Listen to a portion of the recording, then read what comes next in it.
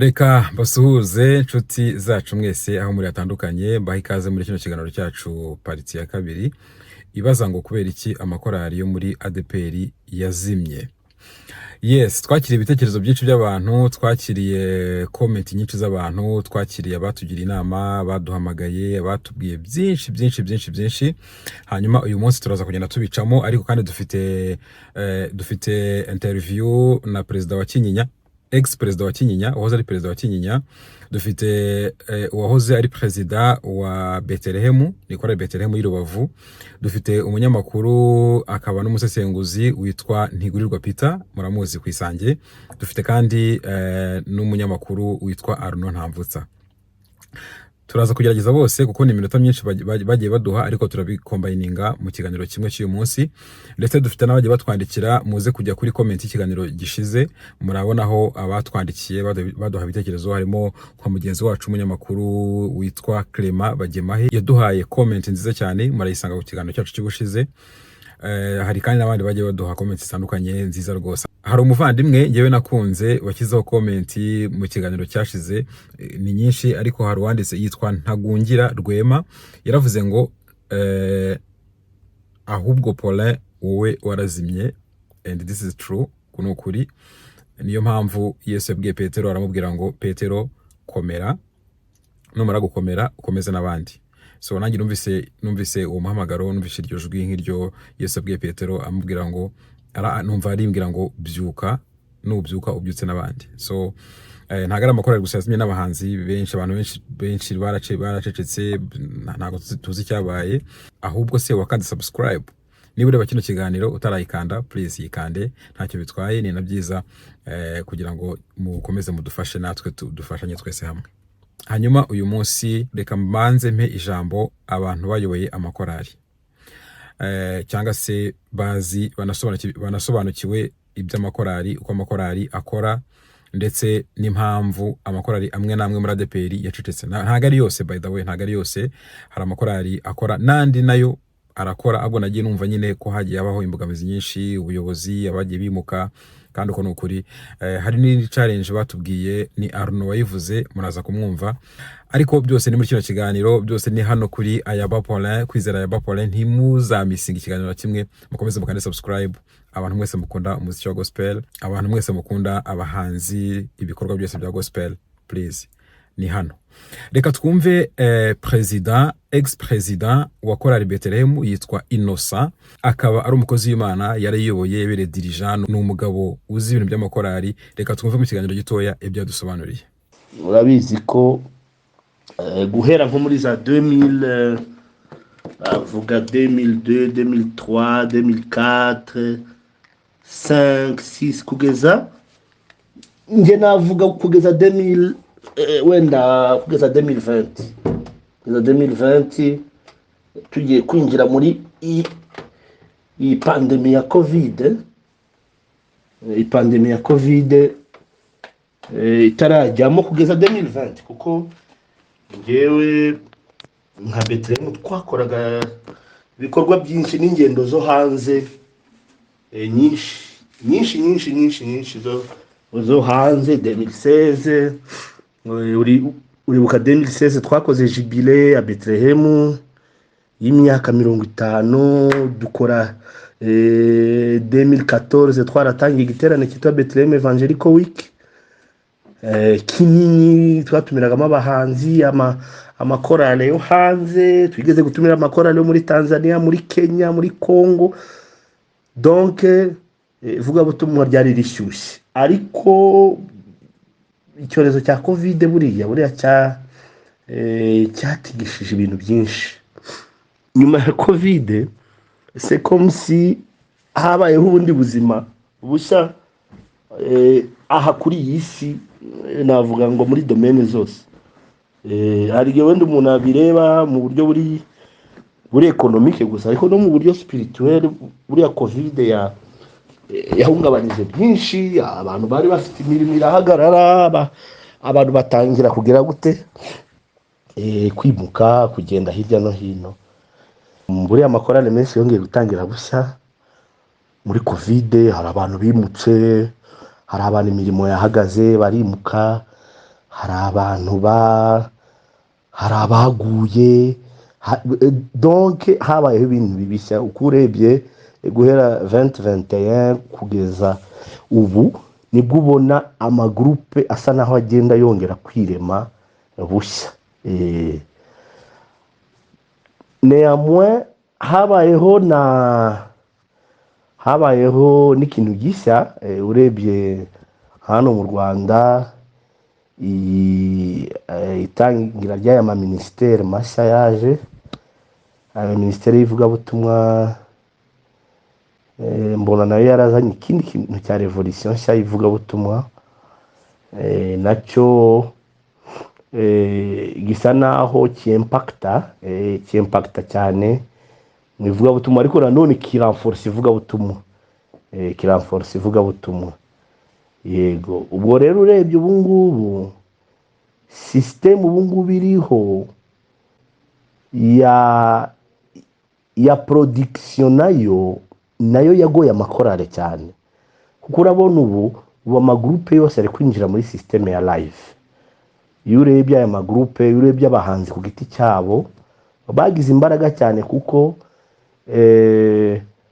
benshi binjiye muri system ya live recording rero igahenda amakorale. Amakorale menshi afite ibihangano ariko babuze moyen yo kubisohora, niyo mpamvu utakibona ama live ama launching y'ama album. Urabizi ko mbere nka korale yabaga ifite miliyoni 2 igakora audio visuel ikabisohora, ariko ubu ngubu bisaba amafaranga menshi kugira ngo mukore live recording. Ubu ngubu muza ikore muyirangize, biba bibasaba amafaranga menshi, kandi amakorale menshi nta ubwo bushobozi ugasanga bugize gute, nta buhari. Ngiye mbona icyo kintu cyarajemo noneho na modernisation. Ubu ngubu iterambere rihari, korali kabone itasubira mu majarde na he hose. Rero kugira ngo ubwo bushobozi nabwo buboneke bikaba ibibazo, niyo mpamvu ubona ayo malonche atakiba. Ariko suko amakorali adakora, amakorali arakora, nka Bethlehem iracyakora, Bethlehem week buri cyumweru. Donc ibintu twasetinze biracyakorwa. Bethlehem ifite na album bafashe iri muri studio, iri muri travail, ariko yabafasha amafaranga menshi cyane. None ya mafaranga ubona amakorali, hari amakorali menshi atabona ubwo bushobozi n'izindi nshingano abaririmbyi baba bafite. Ampede monge nako numva, naho ubundi ivugabutumwa bisanzwe amakorali aracyasohoka, biterane biraba, ibindi byose, ariko ku rwego rwa production ubu bisaba live recording. Aha mu Rwanda mbona nyine ariyo system igezweho, kandi ça coûte très cher, kandi bikagora rero amagroupe. Merci beaucoup. Arakoze cyane Innocent Muhire Muparasi, akaba ari umwe mu bantu babaye cyane banaba cyane muri korali Bethlehem. Hanyuma atubwiye ibintu bikomeye, kuko nka covid, impact ya covid ntago abantu bigeze bayitekereza, ariko nayo yagize impact ikomeye cyane, ndetse n'izi live recordings n'ibindi byose atubwiye. Reka twumve Abel yabaye perezida wa korali Kinyinya igihe kirekire, ubu ntago akiyobora, ariko nawe yatubwiye muri make icyo amakorali ya ADPR azira, impamvu ubu n'ubushobozi bwo kujya muri media bwagabanutse. Ni ukubera iki Abel? Navuga yuko mu by'ukuri amakorali yaba ari mu itorero rya Pentecost ntabwo mu by'ukuri twabyita kuzima, ahubwo twabyita ko wenda ari ukurengerwa n'iterambere aho rigeze, noneho hakabaho no kudashyira imbaraga mu kugendana naryo. Abantu benshi bakunze bakikanga yuko hari kugendana naryo bifite icyo byakwangiza mu buzima bw'umwuka, ariko mu by'ukuri ntabwo ariko bimeze. birashoboka yuko umuntu yagendana naryo kandi agakomeza no kuba umwizera mu itorero ndetse agakomeza no kuba umukristo uko bikwiriye. Hanyuma ikindi, kwemera ko impinduka ziba igihe hari ibikwiriye gukosorwa, abantu bakabyemeranyaho, ntihabeho gutsimbarara wenda no ku mpamvu rimwe na rimwe zidafite igisobanuro. Hanyuma icya gatatu, ni byiza kwemera ko habaho recrutement y'urubyiruko, amaraso mashya bakaza nabo bagatanga umusanzu wabo. Ubwiza bw'abasore n'imbaraga zabo niko ibyanditswe byera Bibiliya bivuga, ubw'abasaza bukaba imvi z'uruyenzi. Izo mbaraga rero z'urubyiruko zirakenewe mu buririmbyi kugira ngo nabwo butere imbere. Hanyuma ikindi ni uko uburirimbyi burigwa, abantu ntibahugukire kwihugura, yaba ari mu buryo bwo gukoresha ibyuma, yaba ari mu buryo bwo kuyobora indirimbo, yaba ari mu buryo bwo gusoma amanota solfège n'ibindi n'ibindi n'ibindi. Ibyo nabyo byatuma uburirimbyi butera imbere. Hanyuma icya nyuma ni ingengo y'imari. Amatorero rwose mu byo ategura mu ngengo y'imari y'umwaka bajye bategura n'ingengo y'imari igenewe uburirimbyi. Urubyiruko rwigishwe uburirimbyi, amatorero bagire aba sound engineers, bagire abatekinisiye bari bien formé bafite rwose ubumenyi, bagire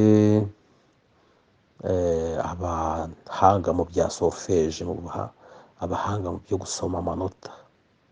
Ngira ngo nkubwire yuko ayo makorali na n'uyu munsi hamwe namwe yagiye atunga urutoki, n'uyu munsi aracyatanga umusaruro ku matorero aho babarurirwa. Ivugabutumwa rirakorwa pe, ariko nyine hakaba hari igikwiriye gukorwa kugira ngo birusheho kugira umumaro, birusheho kuzamuka. Hari ikintu gikomeye ndetse cyane gikwiriye kwitabwaho. Ni byiza ko amakorali akorana n'itangazamakuru. Itangazamakuru ryateye imbere cyane cyane cyane cyane. Ntabwo kuri ubu ngubu abantu bakiririmbira abanyetorero 500, 1000 wenda babarirwa muri paruwase. Oya, ubu ngubu birakwiriye yuko abanyarwanda miliyoni zingahe, 50, yaba ari abari mu gihugu imbere, yaba ari no hanze yacyo, ubwo butumwa babwumva. Ndetse haba n'abateye intambwe yo kuzishyira mu zindi ndimi, nabyo bikagira umumaro kurushaho, ubutumwa bwiza bugakwira hose. Arakoze Abel, Imana imuhe umugisha. Reka nsuhuze abantu bose b'ikinyinya barimo Pasiteri Jean Pierre Ayabateranya. Nizere ko n'abandi mwese muri aho ngakinyinya mumeze neza. Reka kandi mpe umwanya abasesenguzi bacu. Peter Ntigurirwa, kubera icyo amakorali muri ADEPR yazimye, habaye iki, byagenze gute? Ikintu cya mbere wenda reka duse nk'abasubira inyuma, kuko amakorali ya ADEPR asa nkaho yatije umurindi mu yandi ma eglise ku kintu kijyanye no kuririmba mu buryo buri masse ariko buri suforme ya kwaya. Ibintu by'amaworship teams ko byagiye bizema, ariko by'amakorali ADEPR, abadivantiste n'abakatolike, ariko cyane cyane ADEPR nisa nkaho yadominiye cyane. Wenda ndava mu myaka ya za 80, amakorali muri ADEPR yazi za Hoziyana, za ADEPR Gasavi, za ADEPR Kinyinya, hari antuze zira zo ku Gisenyi, n'amakorali yatangiye za Gihundwe, zira korali za Betania.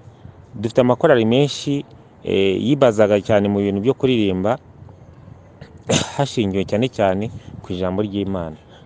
Ntago bajyaga mu bintu by'ubuhanga cyane pe, kuko ibintu by'iterambere ryo kuririmba amanota cyangwa se byo kuririmba injyana zigezweho zikigendaza kugarukaho ntabwo byari bitaraza amakorali akibanda muri Bibiliya cyane, ugasanga indirimbo 99% ni ijambo ry'Imana ririmo. Abantu babaga basenze umwuka wera akamanuka akabahishurira amagambo ajya mu ndirimbo, bakarimba ibintu basengeye cyangwa se umwuka yabahumekeyemo. Ubwo rero icyo kibatsi cyaragiye kiragenda ariko gitangira gukendera wenda nko muri 2015 ndaza kuvuga impamvu. Kuva 2015 na 2016 amakorali ibintu byatangiye kugenda bihinduka. Impamvu rero ngiye mbona yabiteye, hatangiye kuza amarushanwa. Ntago nta rushanwa ndi buze kumentioninga, ariko ibintu by'amarushanwa bitangiye kuza amakorali nibwo abantu batangiye guta umurongo wa Bibiliya. Si uko ngo bataririmba ibiri muri Bibiliya, ariko biridiriwe uba wumva ari ibintu nyine by'ijambo riri aho ngaho bidasengeye. Erega ikintu gisengeye uracyumva, abantu bakiririmba ukacyumva, n'ikintu abantu bakoze mu buryo bw'amahushuka bihuta nacyo uracyumva.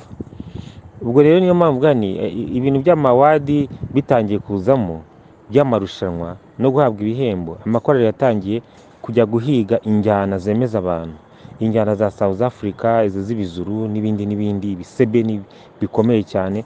Abantu batangiye kujya no kurekirita abaririmbyi, kurekirita ngo babita bataka, kujya kurekirita sinzi ubwo ni mu Kinyarwanda byita gutera, kujya kuzana abantu bahembwa uhereye ku abacuranzi bakaza bahembwa, abaririmbyi batera indirimbo bakaza bahembwa, n'abaririmbyi basanzwe basanga abaririmbyi bahembwa bagiye kuvana mu yandi makorali. Amakorali yatangiye kwibana abantu, akajya kwiba abantu ku Gisenyi, akajya kwiba abantu wenda mu Ruhengeri, akajya kwiba abantu i Cyangugu. Ibyo byose turabizi. Hari n'andi atinya kujya kurekirita no muri Kongo ngo baze baririmbe cyangwa bacurangire. Si bibi, ariko hari umwimerere byatumye utakara cyane mu makorali. Ubwo ndavuga muri ADEPR ko ari wambajije. Ubwo rero umuntu wa muri ADEPR ibyo byose ngiye nagiye mbibona, tunabyandikaho inkuru, ariko ntago kuko iyo abantu bakorera ibihembo bisanzwe bifatika biri palpable, hari icyo bibagirwa cy'umwuka, ugasanga barangamiye competition. Nubwo baba bataharaniye igihembo, ariko uwo mwuka wa competition uva muri korali imwe ujya mu yindi. Amakorali menshi rero mbona menshi pe byagiye mu kintu cya competition cyo kuvuga ngo Shalom yakoreye muri convention, natwe tuzajyayo. Shalom yarekirise kanaka, natwe bamuvanye he, twamuvanaho gute? Uriya muntu muri Shalom twamuvanaho gute? Uriya muntu uri muri Hoziyana twamukurayo gute? Uriya muntu uri muri Baraka twamuvanaho gute? Urumva iki kibazo amakorali afite. Noneho ako kantu ko kujya guhiga abantu, kujya gukora budget yo kwishyura abantu, ntibafate umwanya wo kuvuga ngo eske wa mwimerere Bibiliya twavanaga muri Bibiliya turagumana gute ariko turi kumwe n'iterambere. Icyo kintu rero nicyo cyagoranye, mbona gituma amakorali menshi aririmba ibintu ukumva nyine biryoheye amatwi ariko bitaryoheye umutima. Ikindi mbona gisa nk'icyasubije amakorali inyuma, mu mbare wenda kukivuga, n'ubuyobozi nabwo pe, n'ubuyobozi bwa ADEPR. Kubera ko kera wasangaga habaho ibiterane bihuza amakorali, wasangaga nko ku maparuwasi, nkanyuma muri paruwasi ya Remiradizo, ariko nta munsi n'umwe baratumiza amakorali icyarimwe. Ngusange wenda cyane ko nk'amaparuwasi bagabanije, ngusange bahamagaye wenda nk'amakorali ari ku maparuwasi yose ahahurire bakora igiterane cy'ivugabutumwa, amakorali yose cy'ivugabutumwa. Usanga rero ibyo bintu bitakibaho. Ngende ndibuka ko muri za 1998 paruwasi yari itaravuka, 97 gutyo n'8 twajyaga i Remera buri gihe, tukagira Remera tuvuye ku midugudu yacu. Ndibuka ko nabaga Nyagatovu, ugasanga turahuriye turi amakorali, turatyazanya, nta bintu byo guhangana birimo, ahubwo hakazamo ikintu cyo guhurira hamwe. Ugasanga ubwo bubyutse bw'amakorali buragenda bukwira ahantu hose, dukora ibiterane by'amavuna n'iki. Ubwo rero icyo kintu cyo gutatanya imbaraga ubuyobozi ubona busa nkaho bwinjiye cyane muri leta, bwabaye manipulated cyane na leta, munyangane kuvuga gutyo. Noneho bwibagirwa gusuzuma ubuzima bw'umwuka bw'amakorali. Nta seminars zikibaho, kandi seminars z'amakorali kera zabagaho.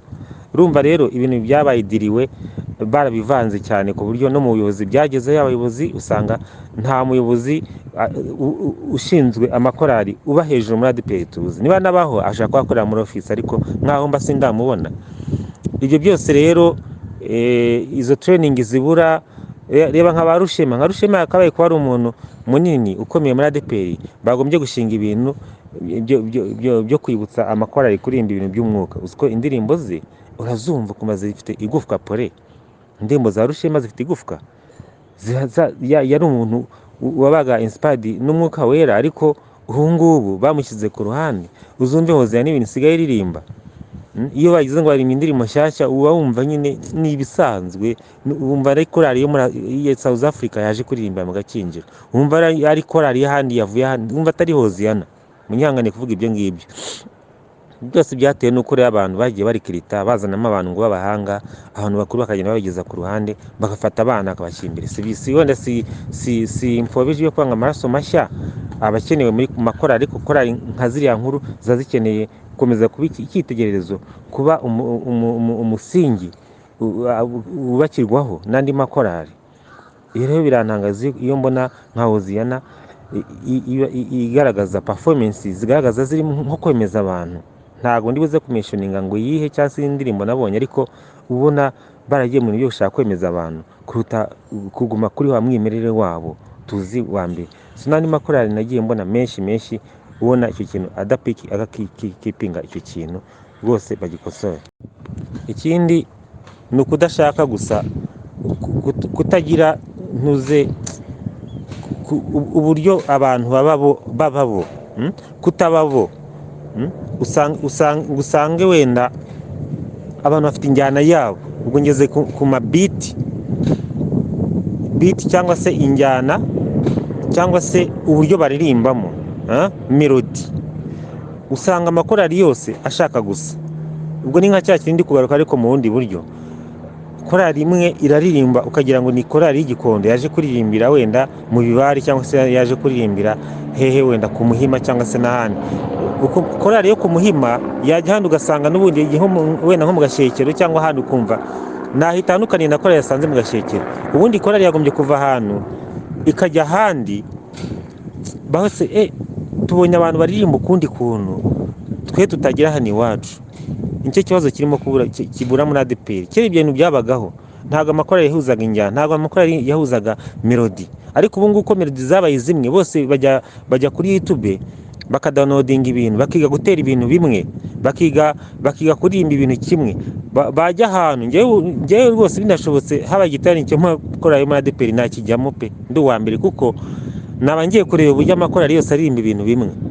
Amakorali yose aririmba nka Jehova Jire, amakorali yose arashaka kuririmba nk'aya makorali ya za Shalom, na za Shalom zishaka kuririmba nk'abanya South Africa, nk'abakongomani. Ntabwo bizashoboka ibyo bintu. Abantu bicare hasi bige melody, korali igire melody yayo, bashaka abahimbyi, niba nabo bafite bashaka abantu babahimbira, ibyo nta kibazo. Aho yanguza n'umuntu guterera indirimbo ejo umwishyure miliyoni wenda mu mezi 6, wazana uguhimbira, uhoraho aguhimbira, ufite iyo njyana yo kuguhimbira. Turabizi nk'abanzi bakomeye ba Celine Dion, hari indirimbo batihimbira, bafite abantu babahimbira, bakamwandikira indirimbo akaza akaririmba, agaperforminga ko yagira umwimerere we. Urumva rero abantu ntago ikintu cyo kugira imyimerere yabo, wenda yabona nka Jehova Jire, nubwo wenda duseka ngo iririmba ibintu bidahinduka, ariko ni ibyayo. Ntangazwa no kubona hari amakorali yose ashaka gusanga Jehova Jire. Jehova Jire ukuririmba kose, waba yikunda utayikunda, irarimba ukumva ari Jehova Jire. Ariko andi makorali arimba ukumva se iyi korali ni Jehova Jire, iyi korali ni Shalom, iyi korali ni n'abazuru, ugasanga nta kintu na kimwe ushaka kwimenyera ngo iyi korali irarimba iki n'iki. Ubwo rero amakorali yige kugira umwimerere wayo. Rwose ntago navuga ko yazimye wenda nubwo topic, ariko nabonye akantu bagashyizemo. Ntago amakorali yazimye, arahari, ariko abantu basa nkaho bari degute, ntago bari interesse pa n'ibintu by'amakorali cyane, kuko amakorali yose yabaye kimwe. Haje icyo kintu cya competition, bibagirwa guhimba, bibagirwa gusenga, noneho basigara baririmba ibintu biri unique, biri uniforme. So ngiye niyo commentaire yanjye nk'umunyamakuru, umusesenguzi, nk'umuntu wa mu bintu by'amakorali, nk'umuntu ugira reward, nk'umuntu umenyereye cyane ikibuga cya gospel industry. Nge nuko ndi kubibona rwose vraiment ntihagire uwo bigusha, ahubwo ushaka gukira baramukanda akagira bakamusigira umuti ku ruguma agakira yabishaka. Njye nuko nashyira izo komantere, wenda n'abandi uzabaza hari icyo bazashyiraho. Murakoze. Peter Ntigurirwa ni umunyamakuru ukomeye cyane, akaba ibi bintu avuze arabisobanukiwe aranabizi. Reka twizere ko buri wese agenda akuramo icye, akuramo isomo, akuramo n'inama. Aruno Ntamvutsa nawe twaraganiriye, ni umunyamakuru umaze igihe kinini cyane muri gospel, unabikurikirana cyane kurusha abantu benshi. Yatubwiye ko amagurupe ndetse n'uburyo aho umuziki ugeze muri rusange, amakorali amwe namwe yo muri ADPR yananiwe kwiyadabuta. Reka twumve uko yabisobanuye. Yes, Paul, urakoze. Iyi topic ni nziza, abantu benshi bari bakwiye no kubyibaza, usibye ko nanone bifite igisubizo cyoroshye cyane. Buriya njye nemera ko umuntu agira igihe cyo kwamamara, abantu bakamumenya, ukagira igihe cyo kuyobora, icyo gihe kikarangira akaza abandi nabo bakayobora. Ntabwo njye nemera ko wenda nk'uko amakuru muri ADPR yigeze kugira igihe gikomeye cyabo, uribuka igihe cya Bethlehem, igihe cya ariko icyo gihe tunabyibukiranye, nta nubwo ari ADPR gusa, harimo abatwaramucyo, abasaruzi. Ndabyibuka cyane mu gihe cyo gusaba indirimbo zasabwe kuri Radio Rwanda, amakuru muri ADPR n'amakuru yo mu Adventiste yumvuze yarayoboye. Ariko wagira hanze mu nsengero no mu bigo by'amashuri mu interna, wasangaga korali ya ADPR yarafashe, ari ifite imbaraga. Yaje gusimburwa rero n'amaministeri abona kwita abanyamurenge, kuko hatangiye kuvuka mu ministeri iyo naheraho niyitwaga Come to Jesus, yari ifite indirimbo yagenda gihimba, ariko baza muri style itari imenyerewe mu Rwanda, ariko isa nkaho itanga, navuga ngo ni vibes. Ugasanga nyine hari ukuntu indirimbo zabo zabaga zanditse, biza mu bundi buryo, bazana amastile afite mu itandukaniro n'amastile twe tumenyereye muri ADPR. Abadivena bavuze nk'abantu bari bakunzwe, ariko nanone iyo wajyaga kureba ahantu influence nini yabaga ari y'ADPR mu masengero, mu bigo by'amashuri. Ndabyuka twiga mu interna, twarimbaga indirimbo z'amakorali muri ADPR, za Bethlehem n'abandi batandukanye, Hosiana. Ariko noneho nyuma byahise bihinduka mu buryo utasobanukirwa, kandi yashize imyaka. Nubwo nyine muri iyo myaka ya mbere byaje bigenda bihinduka, ubona bisa nkaho habayeho kubalansa, nyine ubona ko bisa nk'ibingana, ariko nyuma byaje kugorana. Nyuma y'uko haje icyitwa amaministeri, nibwo amakuru muri ADPR yagiye asa nk'asubiye inyuma. Rero impamvu yasubiye inyuma, abanyarwanda baje kwisanga cyane mu bintu bya sebeni n'igisirimba. Amastile ya sebeni asa nk'amastile aryoha. Ariko reka nkwibutsa kandi kantu, korali za ADPR ni abantu bashobora kwandika indirimbo y'ibitero 3 cyangwa 4 na chorus zayo, ariko ugasanga ni indirimbo ndende ifite chorus. Noneho ugasanga ni indirimbo zanditse mu buryo nyine bw'igikora, reka mbivuge gutyo. Izi ministeri zije zandika mu buryo busa nkaho buri hagati na hagati. Ushobora gusanga harimo indirimbo z'igikorari n'izindi zishobora gukoreshwa zisubiramo amagambo make, zikaba ari indirimbo nazo zo kuramya no guhimbaza, zishobora gufata umwanya wa worship team, zigafata n'umwanya wa korali. Aho rero niho ministeri zaje zikubitira, kuko niba twibukanye neza za Alarme, navuze Come to Jesus, abashobora kuba batayizi, ariko nimwe mu ministeri akomeye yatangiye mbere nitwa Yuzeya Ministry. Hanyuma haza kuzamo rero zino za Alarme, za Rehoboti, Alarme, Bwisubizo. Uko zagendaga ziba nyinshi, niko zagendaga nazo ziganana mu buryo bwo gukora bw'imihimbire, yo guhimba indirimbo zitari ndende kandi zifite amagambo make ahita afata mu bantu vuba vuba. Noneho n'aya mastile mashyashya aje, ibyo bituma noneho zanjyana ya makorali yo muri ADPR twajyaga dufatiraho tukiga indirimbo zabo mu nsengero, tukazigisha amakorali mu nsengero, bigenda bishira. Ikindi navuga gushobora kuba cyaratumye noneho tubona, njye ntabwo ngibyita ko ari ukuzima, kuko mu murimo w'Imana tuvuze ko abantu bazimye biba bigoye. Ntabwo ari ururimi rwiza, ntabwo ari terme nziza muri gospel kuvuga ngo umuntu yarazimye. Cyokoze twavuga ngo ntabwo bagifite influence cyane muri kino gihe. Amakorali ya ADPR ntabwo bagifite kwinjira ku buryo ibintu byabo bifata ngo bizenguruke mu matorero no mu bigo by'amashuri. Ubu abantu uragenda wagenda mu bigo by'amashuri, twebwe tumaze igihe dukora umurimo w'Imana mu bigo by'amashuri, ugasanga indirimbo z'amaministeri n'iz'abahanzi nizo zifite imbaraga, kandi bari abantu biriya bigo by'amashuri ni bimwe mu bituma habaho bizana iyo bamaze gufata ibintu barabifata bakabigenda mu nsengero, mu nsengero iwabo, aho baba mu makorari, aho baba mu worship team, none bigahita bifata ahantu hose, ku buryo ujya mu nsengero ugasanga bafite nk'indirimbo bari gukoresha, wajya mu rundi rusengero ugasanga birasa, wajya n'ahandi ugasanga bose niyo bari gukoresha. Ibyo byatumye rero korali zo muri ADEPR zisa nkaho zitakigira influence ikomeye nk'uko zahoze,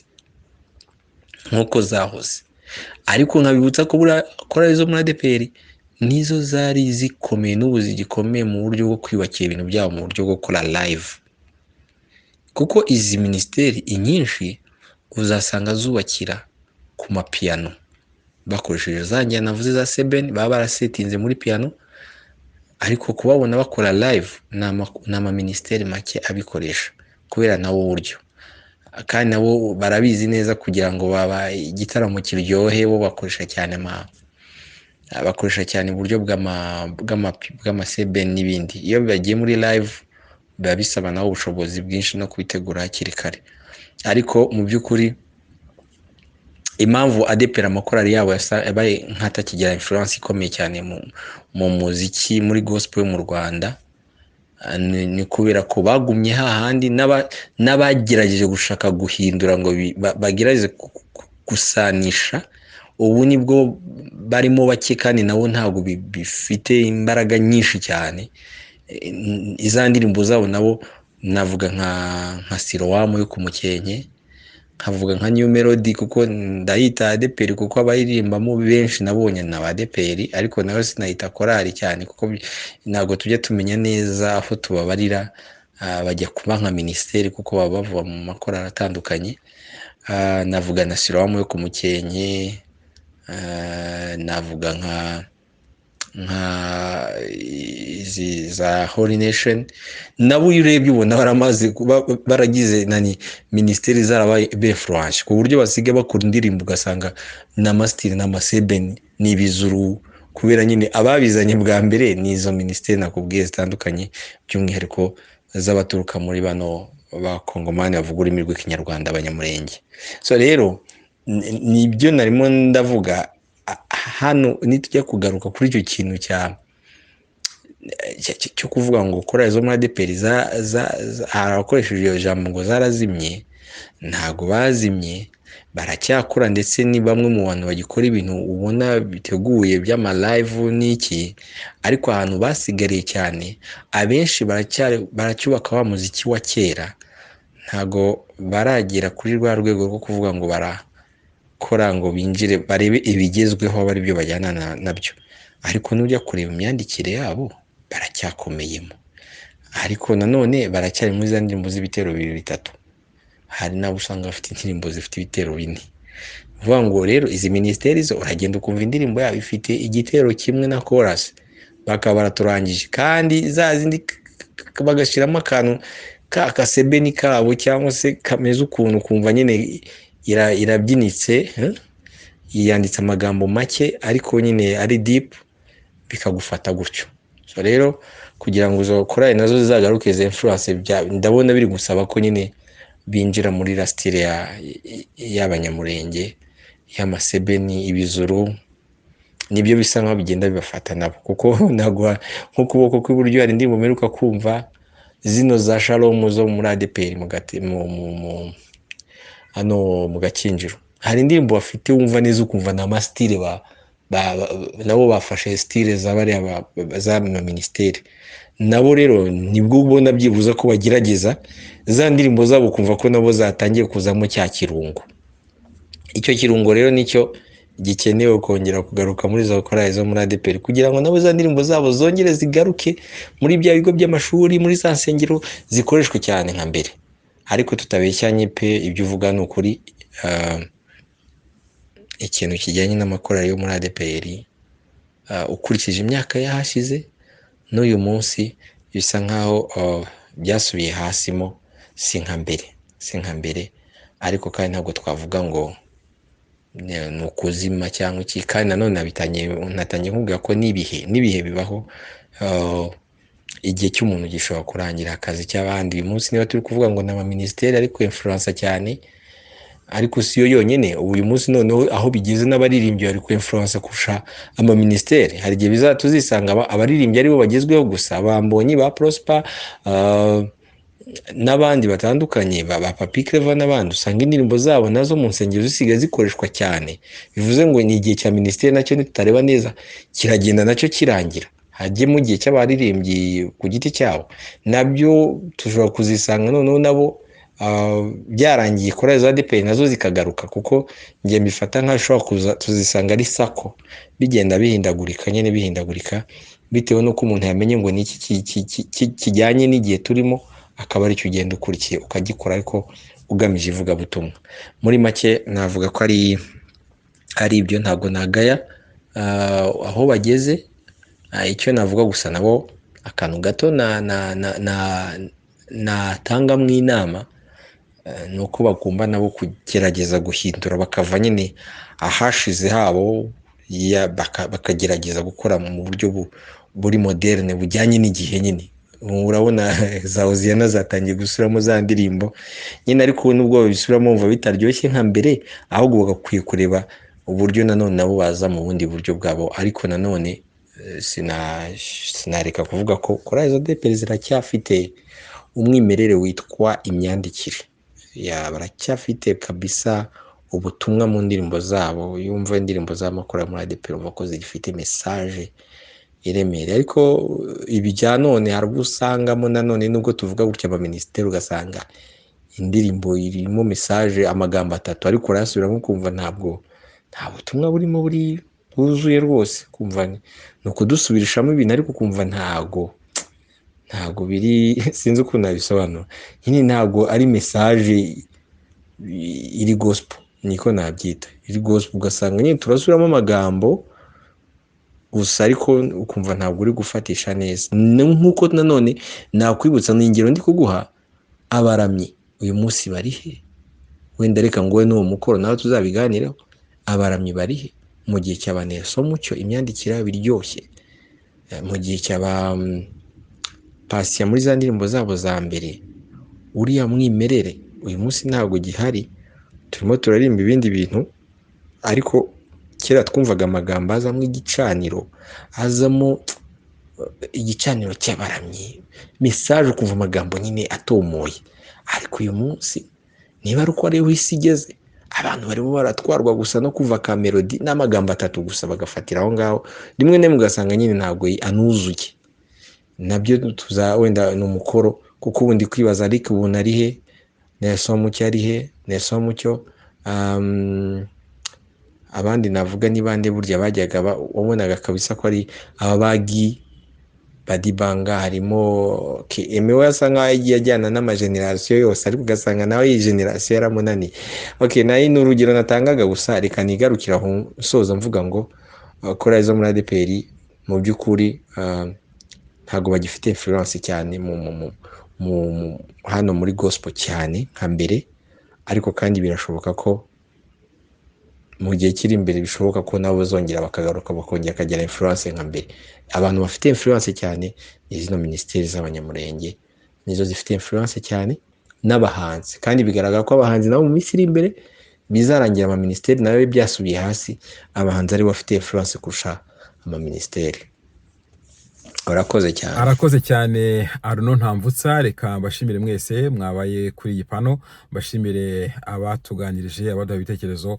Namwe mushobora kujya muri comment mukatwandikira, mukashyiraho comment, mukatubwira ko mubyumva.